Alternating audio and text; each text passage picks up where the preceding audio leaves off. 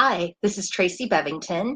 I'm a licensed marriage and family therapist and the owner and founder of a group private practice called Pacific Marriage and Family Therapy Network. We have 15 therapists that are available to work with you and 3 office locations, one in Sherman Oaks, Santa Monica, and Manhattan Beach. For today's Facebook Live, I'm going to be talking a little bit about insomnia and the impact that sleep has on your mental health. If you're joining us for the first time, please mention so in the comments and let me know where you're joining us from. That would be great. Also, if you have any comments or questions as we go through this presentation, please note them in the comments and I'll get back to you on them as soon as I can. If you're interested in signing up for our newsletter or you'd like to contact us, you'll see links at the top of the page. Also, please take some time to just make sure that your sound is turned on, that your volume is turned up, and that you have sound available. Okay, so sometimes when we talk about sleep, most people like to talk about the lack of sleep that they get.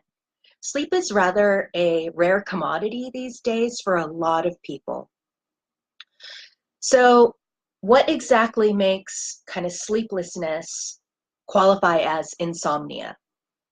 Insomnia is actually kind of a more of a general definition of an inability to sleep. You just can't sleep at all. And I think that's what we generally think about when people have insomnia. They're staying up all night and they just stare at the ceiling. But it can also be defined as inadequate or poor sleep quality that goes on for more than 4 days at a time. When you think about it that way, a lot of people probably fall into the category of experiencing insomnia. I know, myself included at times, many of my clients, friends, and colleagues have difficulty falling asleep. They have difficulty staying asleep. They may wake up frequently in the night and then have trouble getting back to sleep. Sometimes people just wake up way too early. And many people just kind of wake up feeling unrefreshed or just groggy, still tired, even if they've gotten 8 hours or more of sleep. So what causes insomnia? Well, a lot of the research shows that it's very closely related to anxiety, stress, depression. It can also be related to a bunch of other mental health issues, also some physical issues. But what's most common are anxiety, stress, and depression. So what makes sleep so important? And how does the anxiety, stress, and depression impact our sleep? So first I want to talk about why sleep is super important. Sleep is a foundational need that every person requires to be a functioning human being. We have to eat, we have to sleep, and we have to, well, I guess drinking water is part of eating. But if we don't eat and we don't sleep or have water, we'll die. It's a foundational need. So it's really important that we get sleep. Sleep is the time when our body, so during deep sleep, our body is repairing itself and it's growing for children, or maybe we're growing old. But it's a time when our body is making physical repairs when we are in deep sleep. Another sleep stage is REM sleep. During REM sleep, we are processing all of our emotional experiences, either from that day, the previous day, or sometimes it's from long time ago. Things that have not been properly processed can come up in our dreams during REM sleep. So to feel emotionally and mentally healthy, we've got to get into REM sleep. REM sleep is usually, I believe it's the 3rd stage of sleep. So people will go into a light sleep dip into deep sleep, and then come up into REM. And then you kind of go back into light, dip into deep, come back into the REM. So it's a sleep cycle. If you're not getting enough hours, there's a possibility that you're only getting one cycle, perhaps. If you are sleeping for a long period of time and don't feel rested, it's possible that you're stuck in too much light sleep. So that's the transition in between REM and deep sleep. So there are a lot of different reasons why sleep is important. Number one is to get to that REM stage of sleeping for your mental and emotional well-being. When our minds and our bodies are working together to process our emotions during sleep, you'll notice that you'll have dreams, and sometimes you can make sense of them, but sometimes you can't. When we dream, it's often in metaphors. It's taking bits and pieces of our experience, and it's trying to make sense of it and package it away. Once it's packaged away properly, it kind of goes into storage, and we have a memory, or we have an experience. Sometimes when things don't get processed or packaged properly, they get stuck. And so that's when we have these like recurring dreams.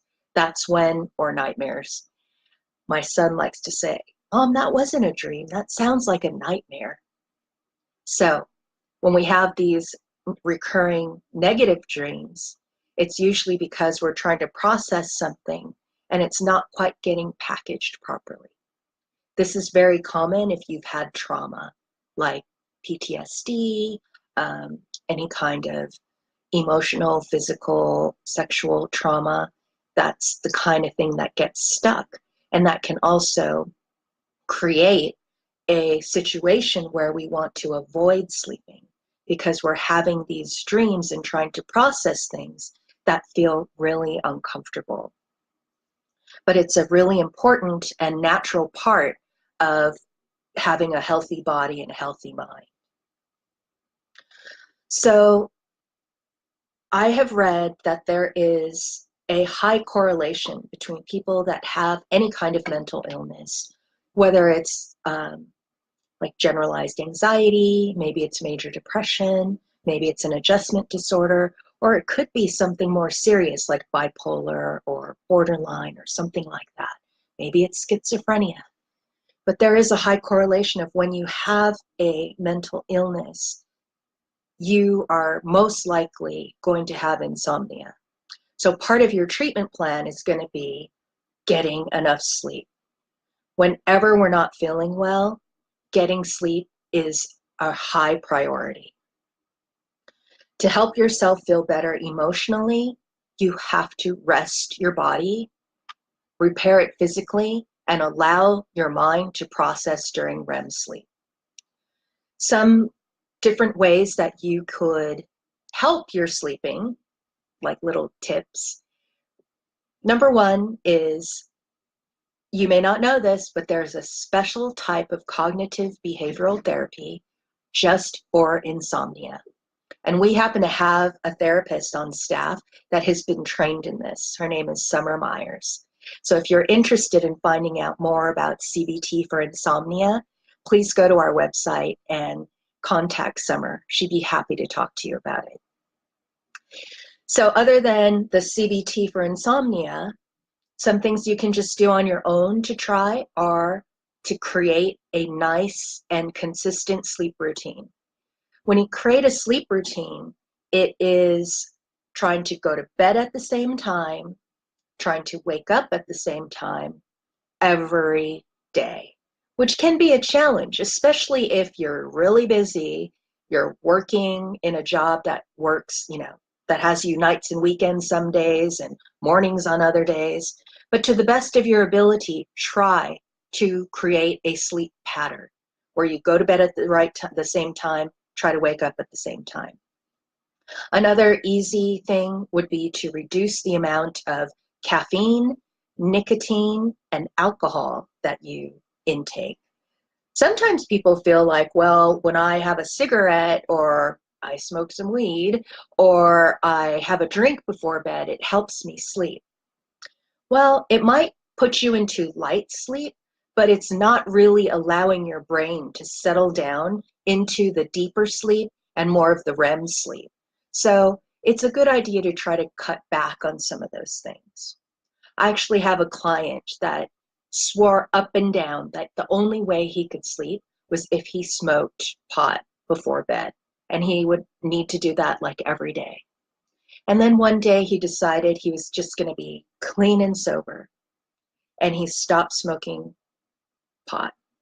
And now he says he gets the best quality sleep of his life. He had no idea that what he thought was being helpful was actually creating more of a problem for him. So really consider reducing caffeine, eliminating it, reducing any kind of stimulants, alcohol, nicotine. Also, you want to consider maybe a reduction in screen time so that when you're in your bed, the bed is for sleeping. It's not for watching television, checking Netflix on your phone, looking at Facebook, Instagram. You want to associate laying down in your bed with sleeping. Also, another thing you can try at home is to create a nice and comfortable sleep environment. Maybe that means the temperature needs to be right. Maybe that means having an extra blanket or maybe less blankets and a fan. Maybe that means having a noise machine. Maybe that means having a humidifier. Like really think about what you need to feel comfortable when you're sleeping.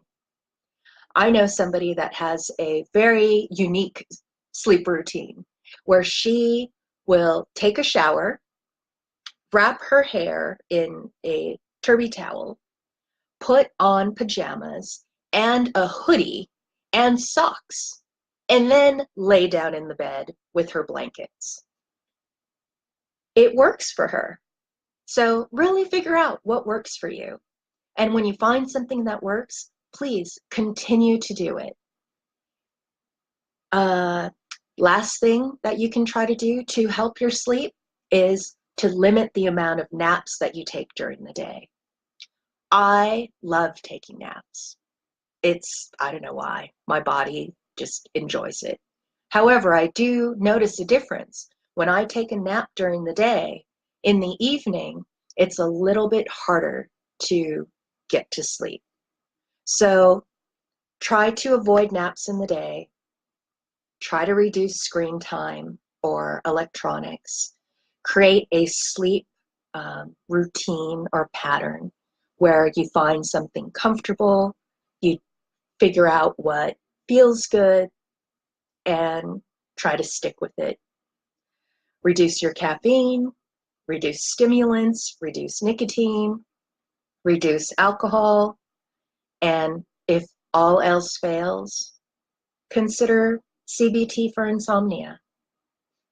So I hope you enjoyed today's discussion on insomnia or the importance of sleep on mental health. Once again, I'm Tracy Bevington, and I'm with Pacific Marriage and Family Therapy Network. I thank you very much for being with us today. Our next Facebook Live presentation is going to be next Thursday at 1 p.m. Pacific. I hope to see you then. Bye-bye.